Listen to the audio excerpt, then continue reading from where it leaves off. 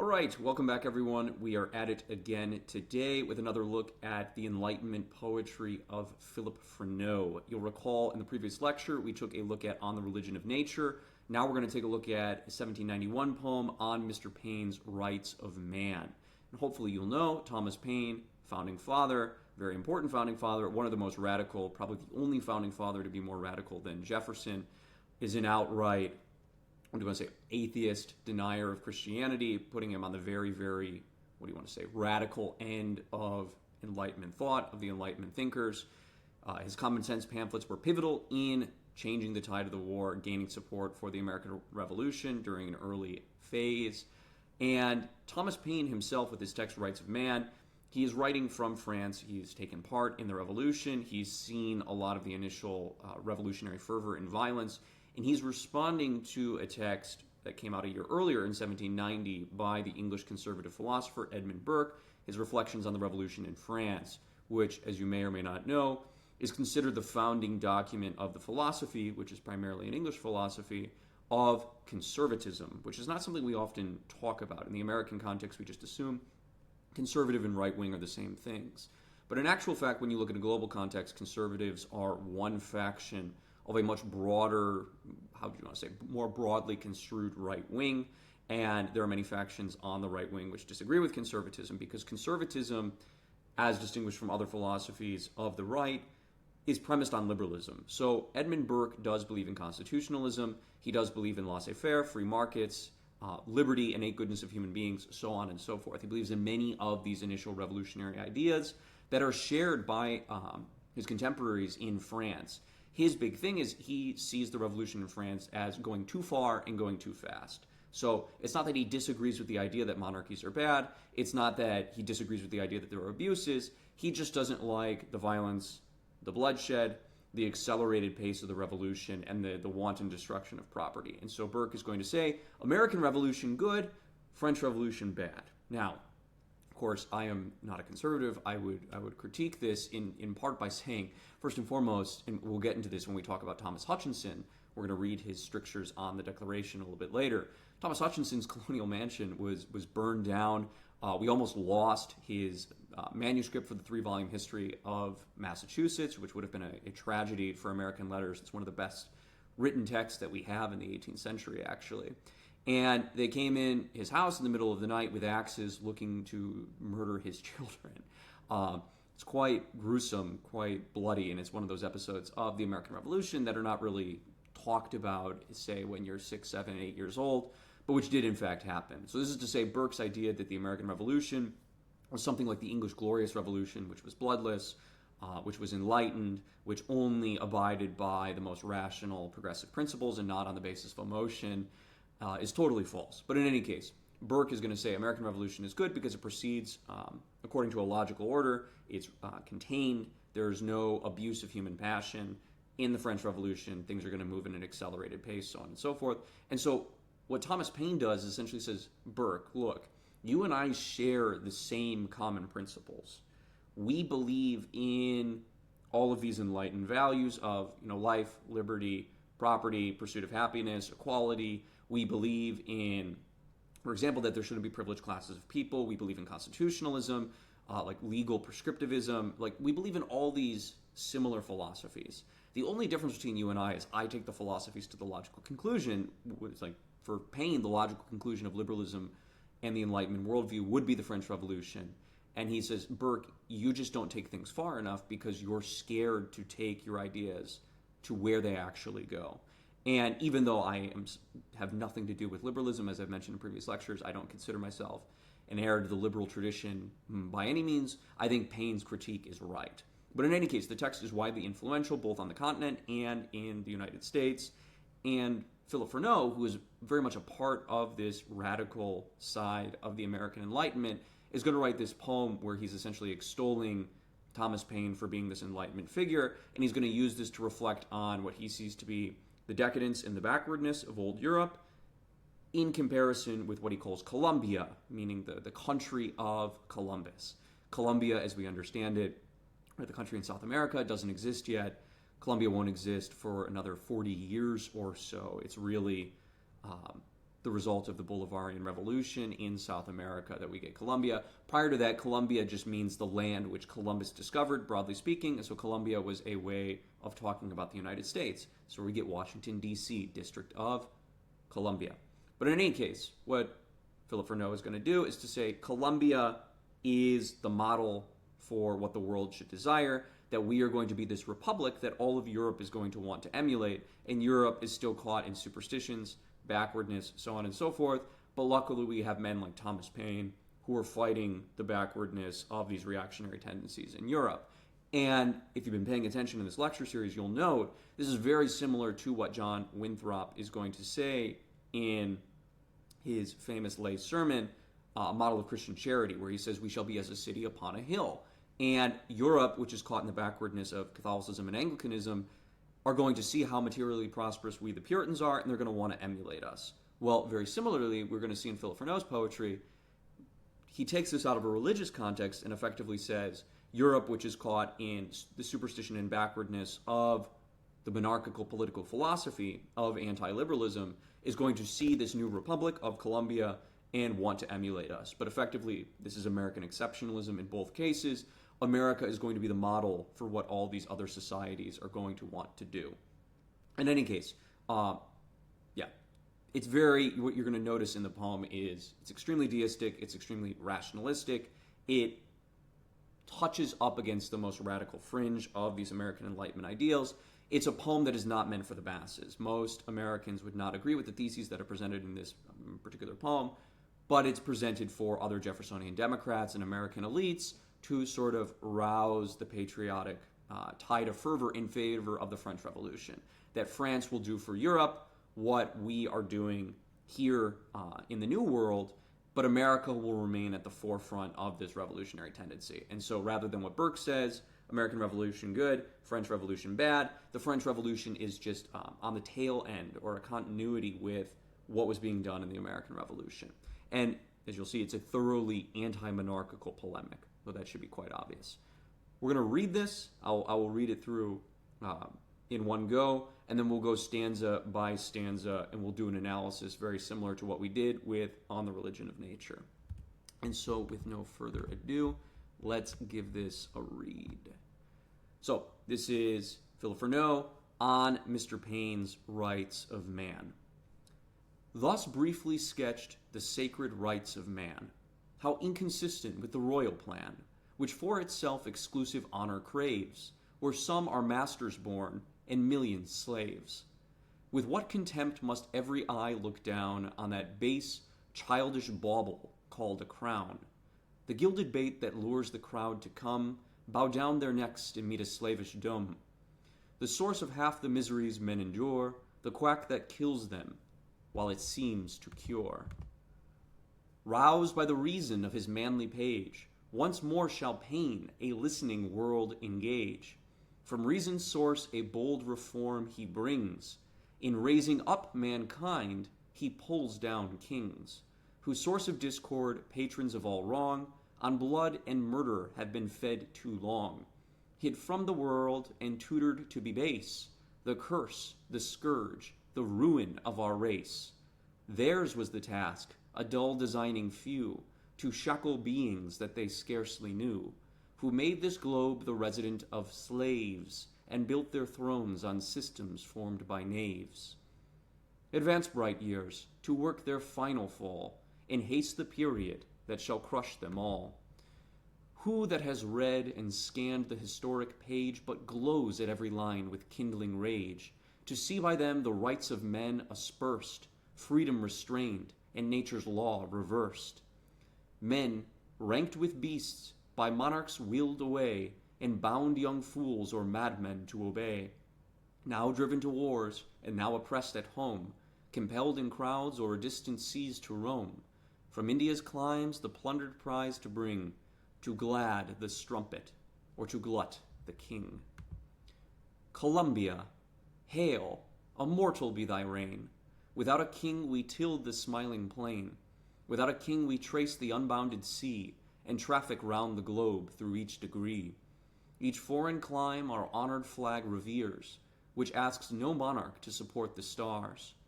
Without a king, the laws maintain their sway, while honor bids each generous heart obey. Be ours the task, the ambitious to restrain, and this great lesson teach, that kings are vain, that warring realms to certain ruin haste, that kings subsist by war, and wars are waste. So shall our nation, formed on virtue's plan, remain the guardian of the rights of man. A vast republic, famed through every clime, without a king to see the end of time. Good. So you'll notice it's not quite doggerel. It's kind of the same thing we said about On the Religion of Nature, but it's not the most sophisticated poetry in the world either. It's sort of a middle ground, neutral poem. Not very good, not very bad. A bit sing-songy, a bit repetitive with the sort of repeated rhyming couplets. You'll notice it's broken into 4 stanzas, and that last stanza of 16 lines, it's not quite a sonnet. Obviously, it would have to be 14 lines and have a slightly different structure, but that you get this movement after the first 3 stanzas where it's critique of old Europe, critique of old Europe, critique of old Europe, all the problems with what Paine would call, or what Freneau would call, despotism, monarchy, so on and so forth.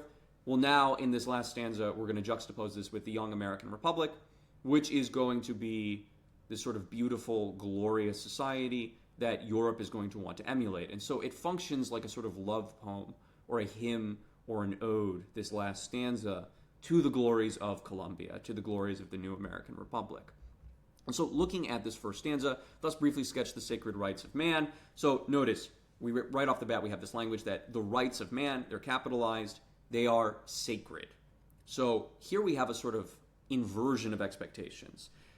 Normally, in the monarchical system, the justification, as we've talked about in previous lectures on the Enlightenment, well, why does the king have the authority to tell the aristocrats and the people what to do? Well, that authority is given by God. He was born into this particular family because God chose him to be born in that family. He is anointed. There is a certain symbiosis, maybe not the right word, symphonia would be a better word. There's a symphonia between church and state, whereby his power is recognized, and the people have a duty or an obligation to obey him as a legitimate authority whose power is invested in him by God. And so that idea is that the monarch himself is sacred, and that also his body is sacred. So you'll see this in many early modern texts. Louis XIV was very big on this. There is an idea that touching the body of the king is much like touching the relic of a saint, that it can heal illnesses, that like all sorts of good things can come just from the body of the king, because he's not a being like you and I. He is of a different class of person by virtue of being from this particular family that has been invested with this authority. Well, what we have, I keep wanting to say Paine, what Freneau is going to do here is say, no, the rights of man themselves are sacred. That it's not obligations that are imposed on us by God, it's not certain authority figures that are imposed on us by God, but actually what we have if we follow Freneau's version of God, which is nature, which is the logos or the logic that is ordered in creation, we will come to certain truths about human rights and how to respect them, and we will come to see that the idea of rights is something sacred. It's part of the rational order of the universe that the deistic God puts into things when he sets everything in motion. And so to that end, they're sacred. And they're inconsistent with the royal plan. So right from the beginning, we have this sort of dialectic. You have the rights of man on one side, and you have the royal plan on the other side. And the royal plan, of course, is the system that Europe operates under. And both are capitalized to emphasize that there's a war between these two ideologies. So, continuing forward, which for itself exclusive honor craves, while some are masters born and million slaves. So this is the idea you have in the old monarchical system, a privileged class of people, namely like the aristocrats and nobility, as well as the monarchs, who are born into lucky families and essentially get to rule over everyone else like slaves. This is the claim that Freneau is making, and the idea is that this is not natural and that this is irrational. That if we were to order civil society rationally, no one would come up with a system like feudalism. This is Freneau's claim. With what contempt must every eye look down on that base, childish bauble called a crown? And here I've put this nice little image of a crown for you. If you don't know, and always make sure when you're reading poetry, you look up every word you don't know. A bauble just means like a trinket or an ornament. It means like something of no value. And the idea here is to take this thing that is normally considered sacred, because the crown is considered a sacred symbol because it's like a ring, right? It's eternal. And the idea is a ring does not have a beginning or an end. It's a representation of the domain of the monarch, that he is invested with power on earth, but also the fact that the power is located in his physical person, but that power does not have a beginning or an end. And to that extent is a sort of replica of the power of God the Father, that the monarch is to be the father of his people and guide them just as God the Father is our Father and guides us. This is the idea behind the crown and why it has that the ring shape and the symbolism behind it. And it was, of course, considered to be something like a relic. It was not, nobody could just have a crown or wear a crown because of, we call it the sumptuary laws, other than the monarch. And it's considered a sacred symbol. Well, Freneau is going to say, no, it's actually just a trinket. It's just a gold ornament. There's nothing special about the symbol of the crown. If you look at it for what it is, rationally, it's just another piece of gold jewelry. This is the Enlightenment claim. The gilded bait that lures the crowd to come, to bow down their necks and meet a slavish doom. So the idea, again, here is that the crowd comes, they look at the monarch, they see the crown, they see that he has this thing that they cannot have, and for that reason they bow down their necks and they render obedience to the monarch. But what Freneau is implying here is that, of course, this enslaves them and that this is irrational, and to some extent it's anti-natural. It goes against nature. The source of half the miseries men endure, the quack that kills them when it seems to cure. So this is you can see how propagandistic this is. I think this is quite ridiculous. But the idea here is that, yes, monarchy is the source of half of mankind's miseries, and were we to get rid of European monarchs, we would be living in a much more just, peaceful, economically healthy society. I would dispute this. You could look at a couple different statistics. It's not the place to get into this too much. But just so you have some idea, these are things I talk about with my students constantly. In the Middle Ages, the number of days off per year that were prescribed by the liturgical calendar, meaning the calendar of the Catholic Church, were about 183. So you'll recall when you were maybe you are still in high school, but when you were in high school or when you were in middle school or whatever, you had about 183 days off a year. You had summer, and then you count all the various vacations, and then you count Saturday and Sunday. You go, okay, I have this number of days off per year. Whereas now, think about, okay, you have a job. You technically have off Saturday and Sunday, though most people end up doing at least a little bit of work on Saturday. But even if we pretend you have every Saturday and Sunday off, and then the 6 prescribed holidays, you're looking at only 108 days off per year. And we all know those are not really, for most Americans, days off.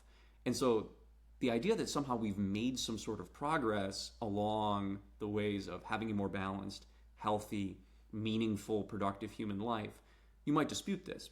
Another thing that people don't take into account when you talk about, like, even peasants in the Middle Ages, is that a medieval peasant, on average, if you're talking about a male, is consuming between 5,000 and 9,000 calories per day, depending on what he's doing. So 5,000 calories about out in the field, 9,000 calories if he's doing lumber work. Because people forget there was lots of work to be done on a manor that wasn't just farming. There were all sorts of things that the feudal lord could ask his subjects to do.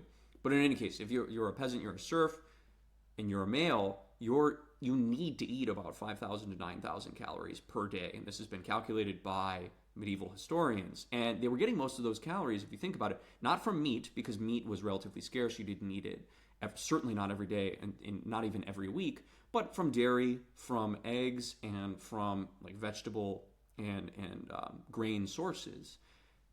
If you think about that, all that food is grass-fed, is local, and it's as organic as it gets. And if you think about now, like even if you're living in an upper middle class suburb, you have a family with 2 incomes, and the husband, whatever, is a lawyer, the wife is a doctor, could they afford to have the food for the entire family, even on like a very caloric reduced American diet of 2,000 calories a day? Could they have the food for their entire family be grass-fed, local, and organic? I don't know. I don't think that would really be possible in today's day and age. And if you consider the fact that the medieval family was not only larger than the average American family of about 4, the medieval family closer to about 6 or 7. Some cases, if the children didn't die early on, it could get as big as 10, 12, 14. You have these enormous households where everybody's doing very intense work, and they're consuming lots of calories, and all of those calorie sources are coming from grass-fed, local, organic food sources, you go, okay, well, this is interesting. How much progress has been actually made? Another interesting thing, you can look into this into medical histories. People always make the claim that life expectancy has gone up, but medical historians have looked at this, and there's one medical historian in particular, his name is escaping me at the moment, but he's cited in Christopher Lash's On the Culture of Narcissism.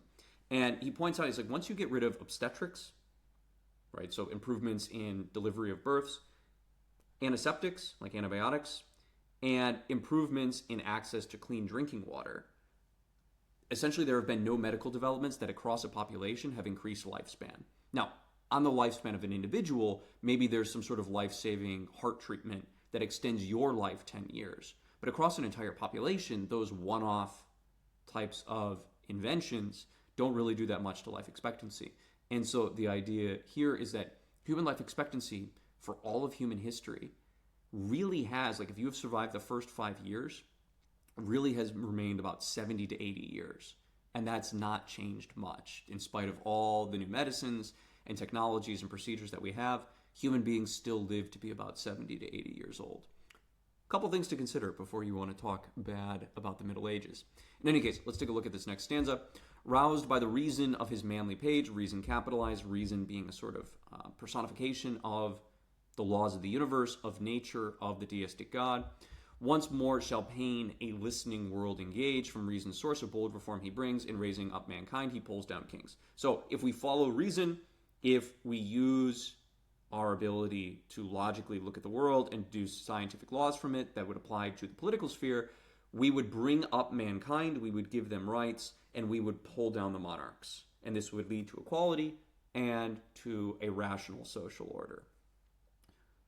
What are the kings? They're the source of discord, patrons of all wrong. On blood and murder have been fed too long. Hid from the world and tutored to be base. The curse, the scourge, the ruin of our race. Theirs was the task, a dull designing few. So here again, he makes a case that comes up in a lot of Enlightenment literature, is that the monarchs are not, and the nobility more generally, are not always the most intelligent people. And the idea is, actually, there are plenty of commoners who could do their job better than them. Now, a monarchist in the 17th century would respond, that may be true, that there are certain members of the population who could be better at military work than a random noble who has the job just because of his family, or better at whatever, being a feudal lord and managing an estate than someone who has that estate just on the basis of something his grandfather or his great-grandfather did. The monarchist would say, that's true, but it's not ultimately up to me to decide who should be born blue blood, meaning of the gentry, and who should be born a commoner. God made that decision, and my job is essentially just to do what has been given to me in my state in life to the best of my ability. The Enlightenment thinkers are not satisfied with this. Of course, they take revelation out of the picture, and so then the idea is, well, what does a rational social order look like? If it's not rational that this person with no business experience is running an estate, well, we should give that estate to someone who can make it more productive and who can make its, what do you want to say, day-to-day operations more just and more egalitarian. Theirs was the task, a dull designing few, to shackle beings that they scarcely knew, who made this globe the residence of slaves and built their thrones on systems formed by knaves. Right? So feudalism, monarchy is a knavish or foolish system. And then we start to get a little bit of the transition. Advance bright years. So the future is bright. It's going to be filled with light. We're leaving the Dark Ages. Think back to the Enlightenment historiography. We're leaving the Dark Ages, and we're moving into the era of, quite literally, the Enlightenment. Advance bright years to work their final fall, in haste the period that shall crush them all. Who that has read and scanned the historic page, so anyone who has read history will know what? He will glow, meaning he will be angry, he will be enlightened in a certain sense, but like on fire with anger. At every line with kindling rage, to see by them the rights of men aspersed, freedom restrained, and nature's law reversed. So to read history, to read about Attila the Hun, to read about Alexander the Great, the Roman Empire, the various European monarchies in the Middle Ages, is for Paine and for Freneau to get very angry at seeing the unnecessary restriction of human freedom, which, going back to Locke, we talked about this on the note sheet, freedom is necessary for mankind's survival, and so Locke essentially says we have to maximize freedom and we have to respect the freedoms of others based on his state of nature scenario. like the Minecraft scenario that we talked about on the island. Freedom is restrained and nature's law is reversed. So the idea in this context is that in the Enlightenment system of thought, we're always doing the opposite of what nature would ask us to do. We're acting in a way that is totally, disconsonant with nature. Very much like what the Puritans would say, right? Because they're actually happy that they're acting not in line with nature. They would say mankind's nature is totally depraved. It is completely and utterly tainted by original sin. And so to that end, to follow nature is to go the wrong way. We should actually be striving in all that we do to go against nature and to operate by grace. Well, Paine and Freneau are going to say something very different. Men were ranked with beasts, by monarchs willed away, and bound young fools or madmen to obey. They're driven to wars. Key claim that monarchy leads to war. It's an interesting claim, right? Because how many monarchies do we have in the 20th century? Not that many.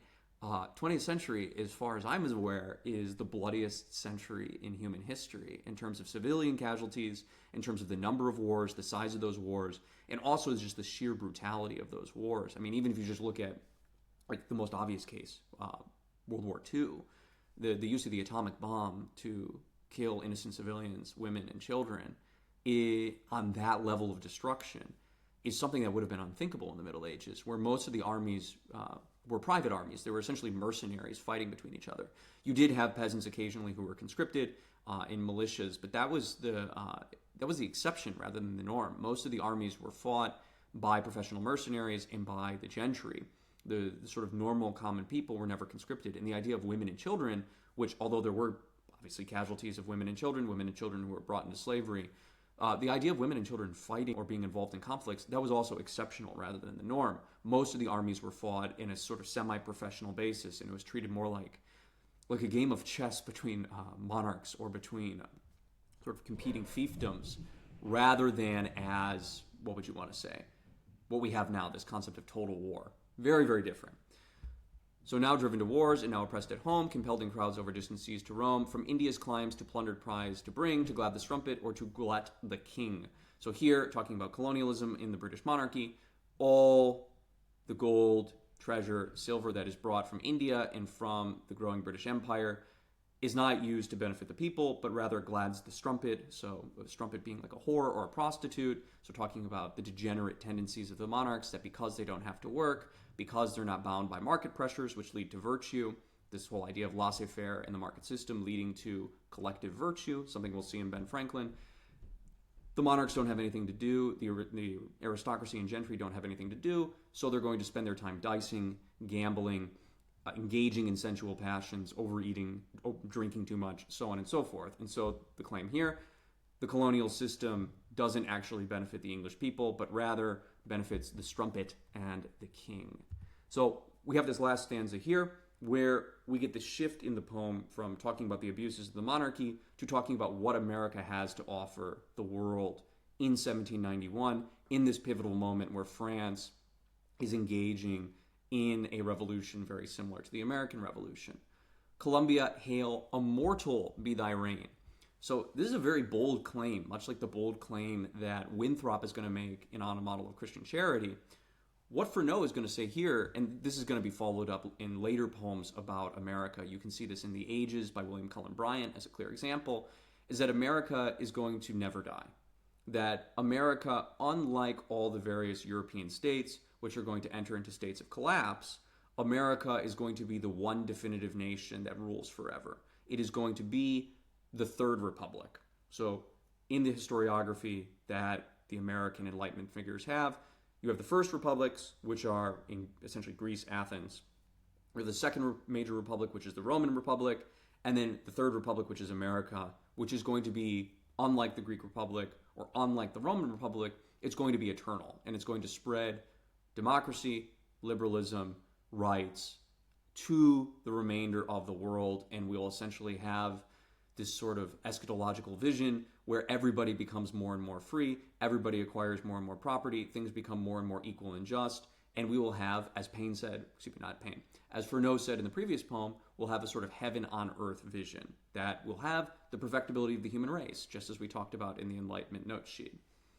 Columbia, hail, immortal be thy reign. Without a king, we till the smiling plain. Without a king, we trace the unbounded sea. And traffic round the globe through each degree. Each foreign climed our honored flag reveres, which asks no monarch to support the stars. Without a king, the laws maintain their sway, while honor bids each generous heart obey. So America, too, as Freneau highlights here, is going to have an empire like the British Empire. But rather than having an empire which is exploitative in some way, which is drawing all these resources in to fuel the degenerate habits of the gentry, what Freneau wants to claim is wherever we put our flag, we are going to bring freedom. We're not going to impose a monarch. We will bring law and order, and people will follow the laws because we believe they're innately good. We're not going to compel them through the use of a standing army, and you notice the army is a big target in this poem. We're not going to compel them through the use of standing army. People are going to do the right thing and not abuse the rights we give them because we believe that they're innately good, that all human beings, as part of this fraternity, this brotherhood of mankind, because of the fact that we all share reason and are born innately good, they will want to use their freedoms properly. And so we won't have to compel people to do the right thing. Rather, people will want to follow the law of their own accord. Be ours the task, the ambitious to restrain, and this great lesson teach, that kings are vain, that warring realms are certain to ruin haste. Warring realms, again, the idea that monarchy leads to war, that kings subsist by war and wars are waste. So shall our nation, formed on virtue's plan. Again, the idea, follow nature, follow reason, leads to virtue. Virtue leads to happiness and prosperity, leads to the respect of property rights, leads to increasing levels of liberty, and to that end will progressively liberate mankind from the shackles that have confined it and allow people to become richer, more prosperous, and happier. This is the idea that the liberal Enlightenment thinkers want the readers and the audience to believe. We will remain the guardian of the rights of man, a vast republic, famed through every clime. So notice, already he's saying a vast republic. America in 1791 is compared to Europe, it's obviously large, but compared to the enormity of the New World, which is still at this time primarily controlled by Portugal and Spain. People don't realize this. At the time of American independence, 1776, the 50 biggest cities in the New World, 49 of them are outside of the boundaries of what would be the United States. Only one of them is in the boundaries of the new independent republic, which is Philadelphia. Outside of Philadelphia, the 49 largest cities in the New World are property of Spain, property of France, property of, take your pick, right, Portugal, or any of the other colonial powers. They're not within American territory. So this is a sort of bold idea that Freneau is making, that we're going to have a vast republic, that we're going to have a populous republic, and that we're going to become very, very strong. In fact, something that always surprises my students, and I talk about this in my Spanish class, is that in colonial Bolivia, which at the time obviously was not called Bolivia, it was part of the Viceroyalty of Peru, but in colonial Bolivia, there was a city called Potosi, where there was a big silver mine. And still to this day, there's a lot of mining that's done in Potosi. And that one city had a population of 200,000 people in the 16th century, meaning that it was more populous, this sort of random place in Bolivia that most people haven't heard of, than London or Paris during the same period. So Potosi, as part of the Spanish Empire, was a more populous, was a more important, in fact, it produced, I think, 1/5 of the world's silver during that time period. So this one mining town was more populous and more important city than London or Paris. But because of our perspective, which looks at things in retrospect, and which, of course, is very Western-centric, Western Europe, we look at London and Paris as being the more important cities, whereas that was not always the case. Same with Americans. We think, America, because America becomes so important after World War I and World War II, America must have been really important in the 18th century. Well, no, not the case at all. In fact, America was the sort of backwater colony in comparison to what was going on in Portuguese territories, Spanish territories, French territories, so on and so forth. But in any case, Freneau is going to sort of, build up America as it's going to be this sort of vast republic, a vast republic famed through every clime, without a king to see the end of time. So again, going back to this first set of lines early on in the stanza, immortal, it'll see through to the end of time. Until the world is no more, America is going to reign, and America is going to serve as an example to other nations who will want to follow in our footsteps. And we, too, will have a global empire like the British Empire, but rather than spreading despotism, rather than spreading reactionary thought, we are going to spread Enlightenment principles of liberty, of laissez-faire, of rationalism. This is the claim that Freneau is going to make in his 1791 poem on Mr. Paine's Rights of Man. Now, that was a lot. So if you have questions about that, put them down in the comments. I will be happy to answer them. Hopefully you found this lecture useful. If you did, please give it a thumbs up and subscribe. I really appreciate all the support that has been coming to the channel recently. And also, I would be remiss if I didn't mention, I have 2 programs down below in the description you may want to take a look at. One is for people who want to do what I did when I was 19, which was graduate college. If you are interested in graduating college on an accelerated timeline, saving loads of money, and becoming that sort of crazy person that everyone looks at and says, oh yeah, it's so-and-so, the guy who graduated in 2 years, or having your employers look at your resume and say, is there a typo? It says here that you only spent 2 years in college. That can be you. Take a look at the program. I've got a lot of really cool resources out there for people who want to go on that path. And then I also have another resource for people who are interested in the intellectual life more broadly. What does it take to become an intellectual? What are the things I need to do? How much should I be reading? How much I should be writing? What should I be reading? What should I be writing? I have a second program called The Scholar's Path. You can take a look at that. Both of those are posted down below. Thanks for watching, and I will see you all in the next lecture.